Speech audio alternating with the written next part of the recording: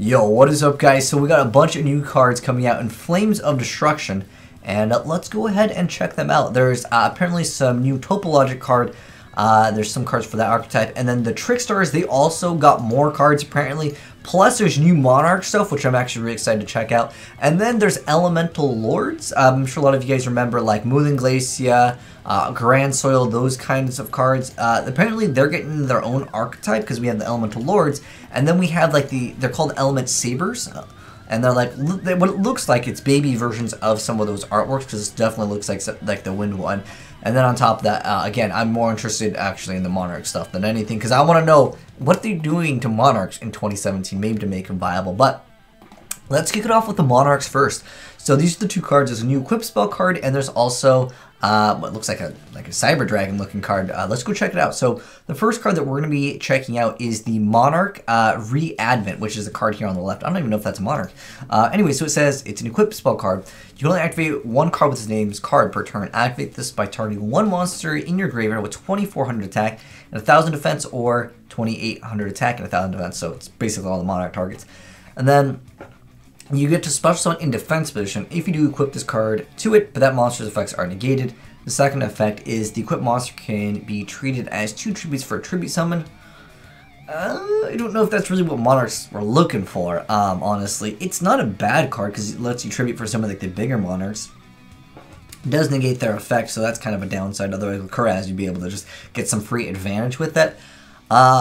Gosh, I don't think this makes Monarchs good, but let me know, guys, if there's some cool combo with it, whether it's with Monarch or something else. I just feel like it's too weak. Tributing is just out in the game. They really need some better like support to really make them much more viable. But anyways, the next card that we're going to be taking a look at is the Dragon over here. It's on the right side with 2000 attack, 0 defense, level 4, Dark Dragon, and anyways, so it says it cannot be normal summoned or set. It must be special summoned by this card's first effect, and it says you can only use this card's name first effect once per turn.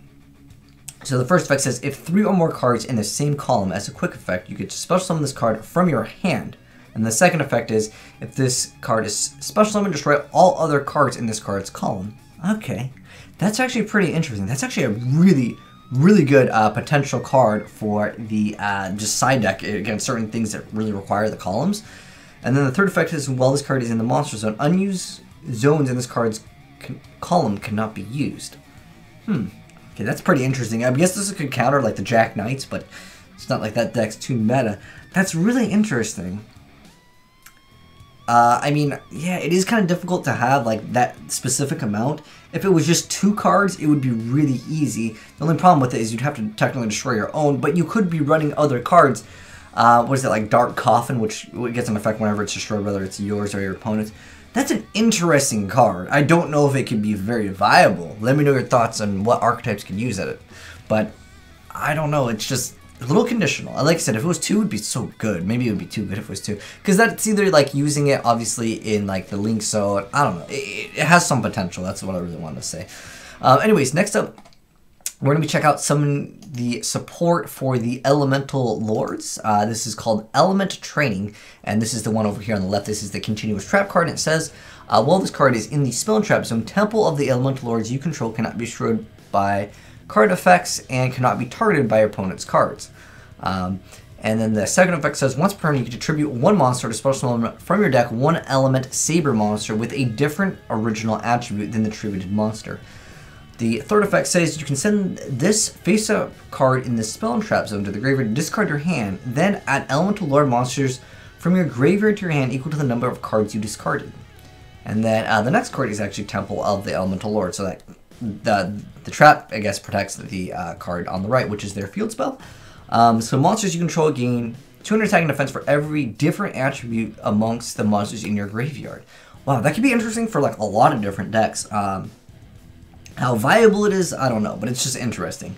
But anyways, second effect is once per turn you get to add one Element Saber monster from your deck to your hand, then skip the battle phase of your next turn. Oh, that's basically, that is definitely for the archetype, because all of them, they lose their next battle phase. Anyways, once per turn, as a third effect, if an Element Saber monster you control or have in your hand would activate its effect by sending a card or cards from the hand to the graveyard, you can send an Element Saber monster from your deck to the graveyard instead. Okay. That is very interesting.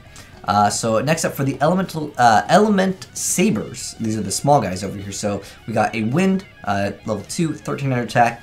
We got a Fire guy with level 3, 1700 attack, and a level 4 Light with 400 attack but 21 defense. Those are the stats on those guys.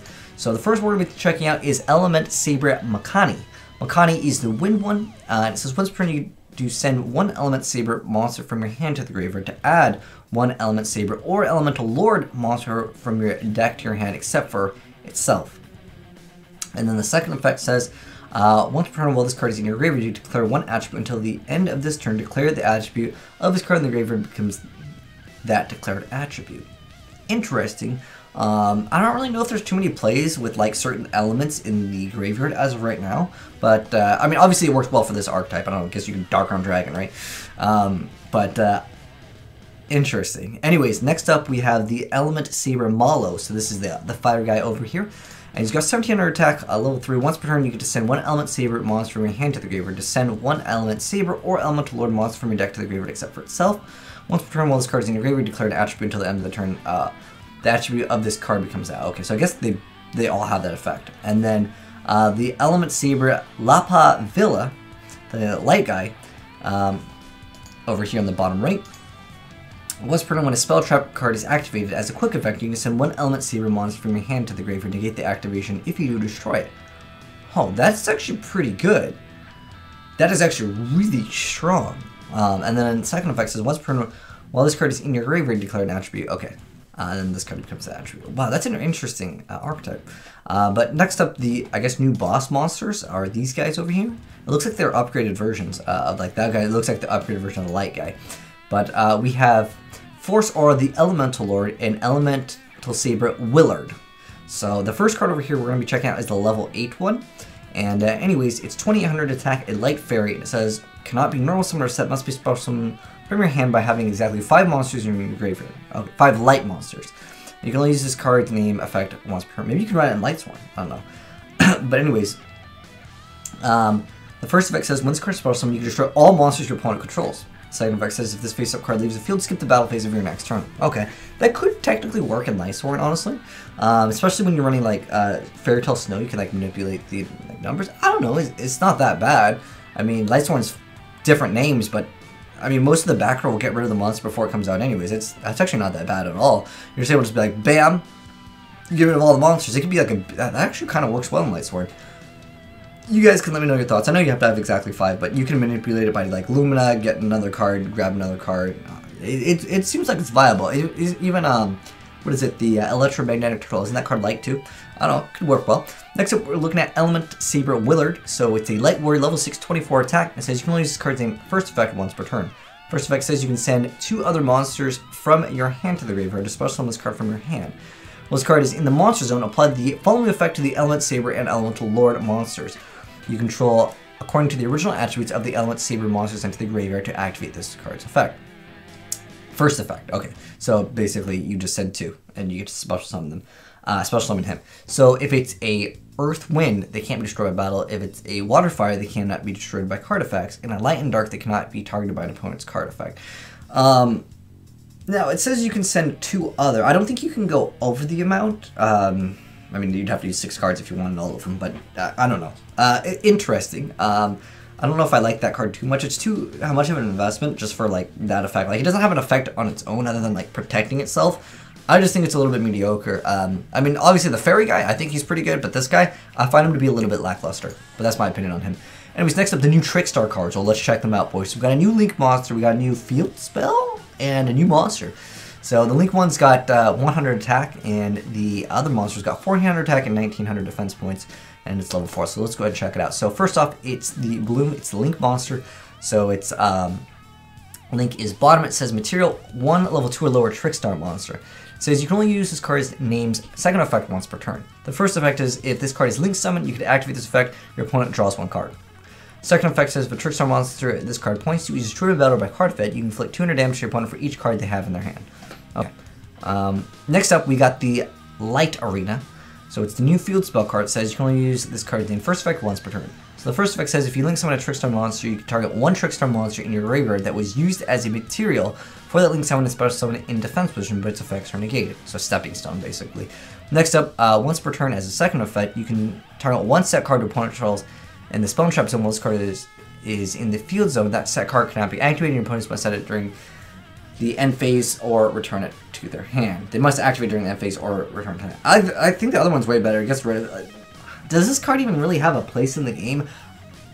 I just don't really like it that much. I know that like it has a potential that you can use it as a stepping stone maybe to utilize. I don't know about really going for the links and the Trickstars. I just feel like it's not really necessary. I think it is a different play style. But anyways, next up. Wow, we got so many cards to check out, guys. But anyways, we got some new other cards to check out, and I don't even know what their names are. So let's go and check out. The DevPRO Dragon is the first one. I want to say this is the one over here that is level 3 dark 1000 attack. So that's going to be the first card in the very top middle over there. That is the DevPRO Dragon. So anyways, level 3 dark 1000 attack. It says you can only special summon this card with this card's name the way it's written in its first effect once per turn. You can only use this card's name's second effects once per turn. So the first effect says you can special summon this card from your hand by sending one other monster from your hand to the graveyard. The second effect says if this card is in your graveyard, you can banish 3 monsters with the same name except for this card from your graveyard to special summon this card from the graveyard. Actually, that's not bad at all. Definitely like usable as like extra link material, just like, you know, Fairy Tale Snow. Sometimes people are just using it as link material, although it does flip something face down and it actually has like good stats. But I don't know, it's not bad. I mean, you could just bring this card back. However, I want to say that this is just once per turn, so Fairy Tale Snow like outclasses it, but that investment is a lot heavier. But the thing is that it's half the monsters technically, so I don't know, it's not bad. Next up, we have the Topologic. Oh wait, hold on, I'm sorry. We didn't finish all those cards. We still have.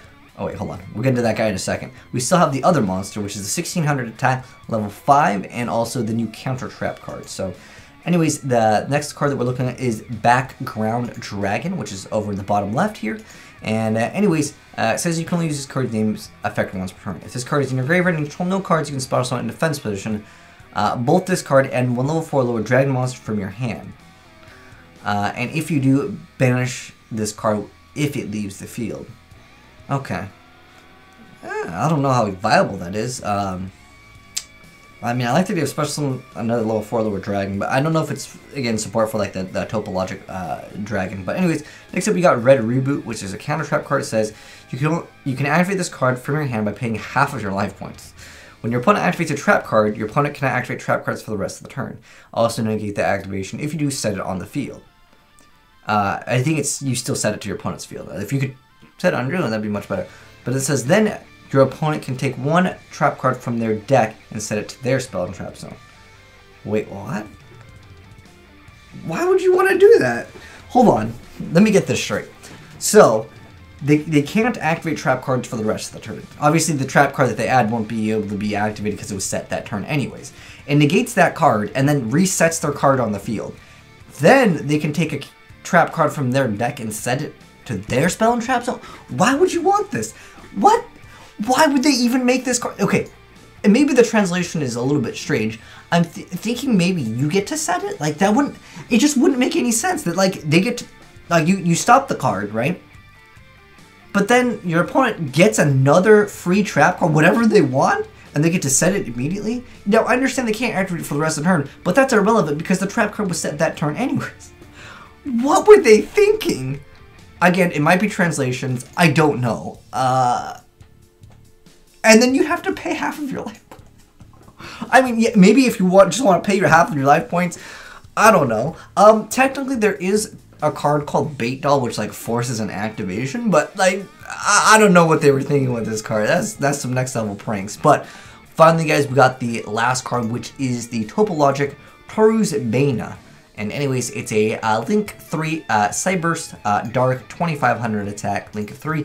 And the links are the top, bottom left, and bottom right. And materials requirements are 2 effect monsters. And it says if a monster is special summoned to a zone this card points to, banish that monster and as many spell and trap cards on the field as possible.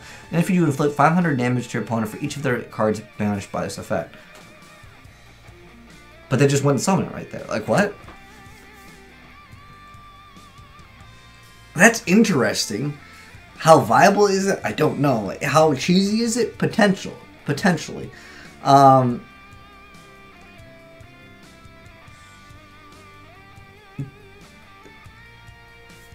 is so cheesy because it's their cards. So what I'm thinking that could be pretty good, you could then special summon a monster to their side of the board. There's a lot of cards that let you special summon to your opponent's side of the field. And then you get to burn them for 500 damage. Dang, that is interesting. Huh. Because if they already have back row and this card goes out, I don't know. That's an interesting card. That card's pretty insane. Like, it has a lot of potential against decks that would have a lot of back row. But, dude, I still can't believe Red Reboot. I don't... You activate from your hand by paying half of your life points. So, like, why would you... I understand it's a counter trap card. It lets you just go real aggressive and be like, nope, you can't do that. But that's such a huge, like, disadvantage, and it's only a trap card. Like, if it stopped, like, spells, traps, and monster effects, I would say it's, like, decent. But I just don't find it to be viable. Like, it's so minus. I don't know. Let me know your thoughts on this card, because I just don't like it that they get to set another one. I guess it basically lets you roam free for the rest of the turn. You know what? Now that I'm looking at it, is it that bad, though? Because you can activate it from your hand, your opponent can't activate anything else for the rest of the turn, right? Let's go. Going back to this card, right? That actually kind of works well, because then they'd be getting another one. There'd be two, right? Like, I thought this card was absolutely terrible. But now that I'm thinking about it, like, if you want to OTK, it's actually pretty viable. It's actually good. Did I just change my mind within the... it's actually really good. That card's really good. I take it back. This card's amazing. It actually is not... Because, I mean, what are the back... I mean, can people play Book of Moon? Yeah, then they can't activate anything else. They can take another trap card, but at that point, it's game over. This card is actually good. Y'all, I take it back. Red Reboot is actually very viable, potentially, probably meta. That's actually good. Anyways, thanks for watching, guys. Okay, I want to know your thoughts. Is this card garbage, or am I actually right that it's actually good now? Because at first I thought this card was terrible, but then, like, I just thought about it, and, like, my intelligence level just went like that. You know, that the meme? It's actually good. It's actually good. Okay, anyways, sorry, I'm thinking about too many other things right now with this card, but let me know your thoughts on any of the things that we talked about below. But I want to know your thoughts on this card, on Red Reboot. It's actually really good. I think it has a lot of potential just to see it play, like, for sure. Like, obviously, you got to go for game. If they follow up with a hand trap or something, then, like, you just kind of lose the game, because they're going to, like, pick a really good card, probably solve. But it's like OTK, for sure. It's actually good. I changed my mind. Anyways, thanks for watching, guys. If you guys enjoyed seeing all the new cards and my thoughts on it, let me know by dropping a like on it. If you're new to the channel, hit the subscribe button. We're always showing off more new Yu-Gi-Oh cards, man. Yu-Gi-Oh news has been crazy for the past couple days. Thanks for watching, guys. I'm out.